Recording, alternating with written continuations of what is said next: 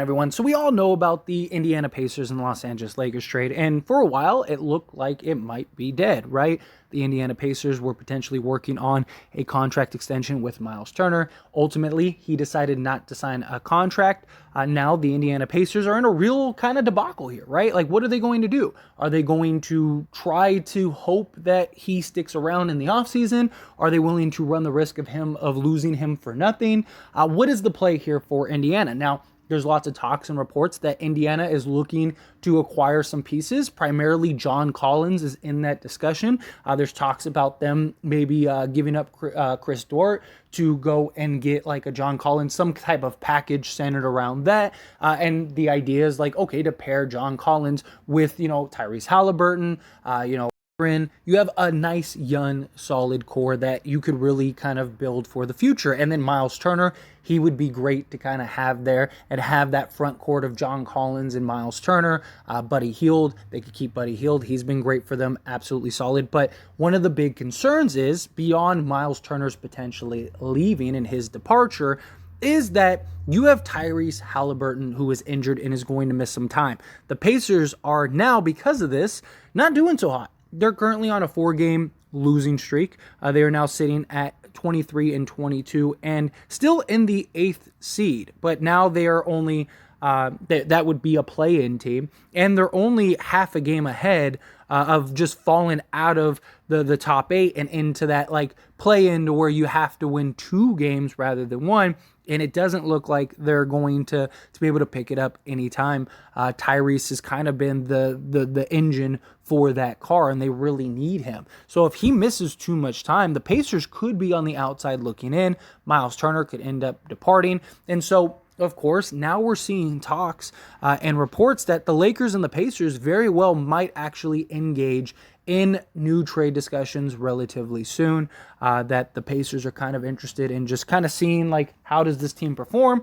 Now, this report was from a couple days ago, and at that point, I don't believe that they were in a 4-game losing streak, right? So now it could change a lot of things, and now the Lakers could be looking at a potential deal for Buddy Hield and Miles Turner. Now, again, this is a team that's just been linked to the Lakers since the offseason. It's the closest we've came to actually doing a deal this season, right? They almost did the deal until Jeannie Buss decided not to.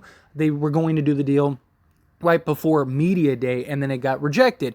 And then there was lots of talks like, oh, they're going to revisit it. We've gotten countless reports of people saying, ultimately, these two are going to get this deal done. It might be, at the trade deadline. It might be later on down the road. But sooner or later, these two are going to come to an agreement, and a deal is going to be made. And it's, again, the Indiana Pacers are in a very unique position to where they're going to have to make some decisions. Do they end up doing the deal and try to convince the Lakers to make the trade, so that way you get something for Miles Turner, you unload Buddy Hield's long-term contract, now you can have Mathurin and the plethora of guards that you have all kind of play the role and get more quality minutes, and kind of just, okay, well, now we'll kind of rebuild, retank. Maybe you still go do the John Collins trade. So now you at least have John Collins, Mathurin as like, this core going forward. Maybe you could convince them to take on the Lakers, because the Lakers, I think, would be willing to negotiate some stuff. But maybe you convince them to take on like a Walker, if like he's somebody that you're interested in, just to give you another young piece. You kind of go that direction. The problem is if you're the Lakers at this point, do you give up both firsts for the deal now, right? Because originally the deal was Russell Westbrook and both first-round picks unprotected for Buddy Hield and Miles Turner. Do you still make that trade? If I'm the Lakers, I don't.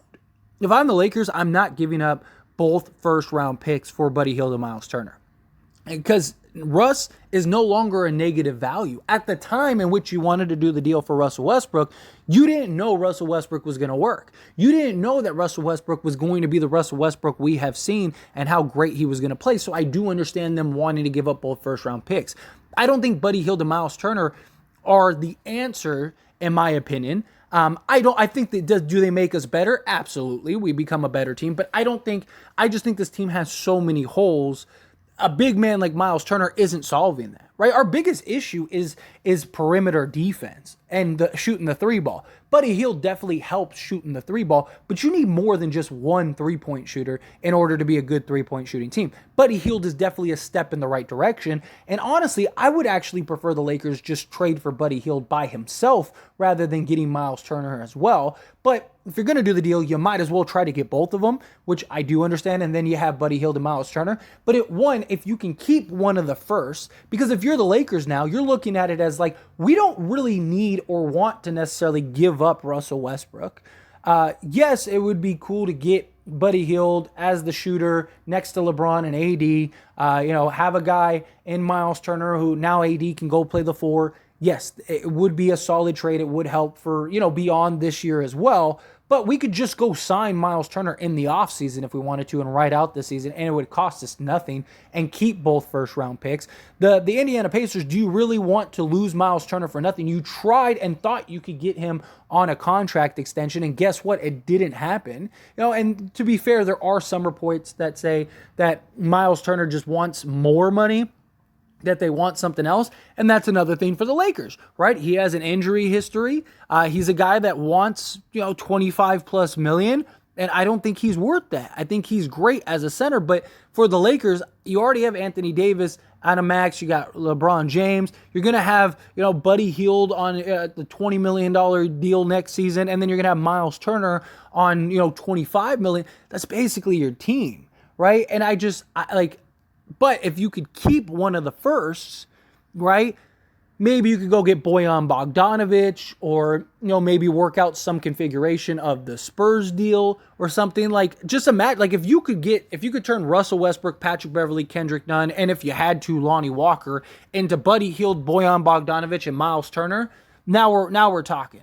Right? Now we're in for the races. Ideally, I would love to get Alec Burke and Bojan, because then now you have 3 shooters and Miles Turner, and you could without Russ. You could get Burke and you could get Bojan. Like, if you could get Bojan, Burke, Buddy Hield, and Miles Turner, to me, that's a grand slam.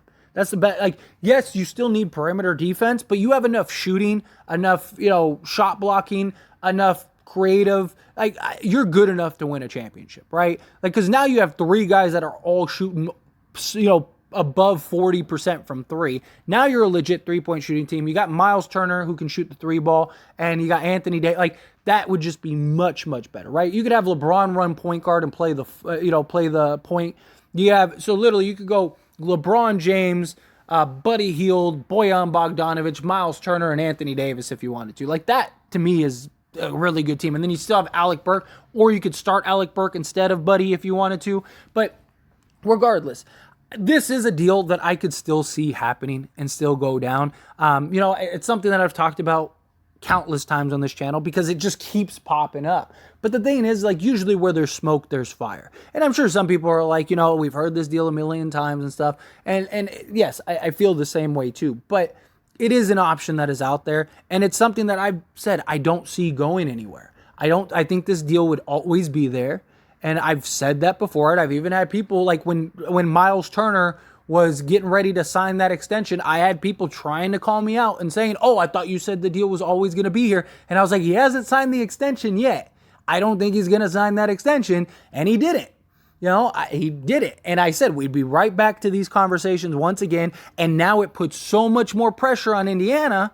Yes, they could do other deals. There's other teams that are interested in taking on Miles Turner. But how many of those teams have expiring contracts? Because if you're the Pacers, you don't want to take on long-term salary. You don't want to take on a player that you're going to have to pay the next several seasons. No, right? But you could get, a Russell Westbrook and maybe like even take on like a Damian Jones because he's still young. Yeah, he hasn't been great for the Lakers, but maybe Indiana could get him to be something. And he's only $2 million.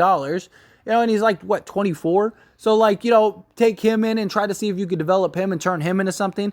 Whatever, right? If you're Indiana, you're trying to get something for Miles Turner, and you're unloading Buddy Hield's contract, right? Not that Indiana needs a bunch of cap space. They have cap space, but it's about getting your young guys now, because at that point, you're leaning towards the youth. Now it's about moving off of Buddy Hield so Mathurin can step in and be the starting shooting guard next to Haliburton. And then, also you free up that extra cap space. So now you maybe can go sign another center or trade for another center, or maybe, trade for John Collins and still have cap space, like things like that. That's why the Indiana Pacers would be interested in this. And I do expect this rumor to keep picking up steam. I especially as we get closer to the trade deadline. I still wouldn't be shocked if this deal gets done. I personally am not big on this deal, but if you can do it for only 1 first, even if you have to give up a couple seconds, like let's say it's 1 first and 2 seconds. Let's say it's 1 first, Chicago's 2023 and the Lakers 2023. Do it. Fine. In that case, sure. Get that done. But if you did this deal for both firsts, especially unprotected, I can't get on. I think you have too many needs. I think these two make you better, yes, but I don't think they solve all the holes and issues that you really have. And I just think that you'd still need to do it. If you got these two, you'd still need to do another move, right? You need to go get another shooter or another wing defender or something. And I think if you could do it for 1 first and still keep a first, Patrick Beverley, Kendrick Nunn, Lonnie Walker, if you have to, package those 3 together along with that first. And if you have to, a pick swap, whatever, and go get another deal. That would be ideal. But anyway, as always, this is a discussion, so I pass the question on to you. Let me know your thoughts and opinions down in the comments section below. What do you think? Do you think that, the Lakers, this is still the best deal? This is still the best trade. You should do this. Do you think it makes sense that, this is really starting to ramp up because, they haven't worked out a deal? However you feel, whatever your thoughts are, I'd love to hear it. Let me know down in the comment section below.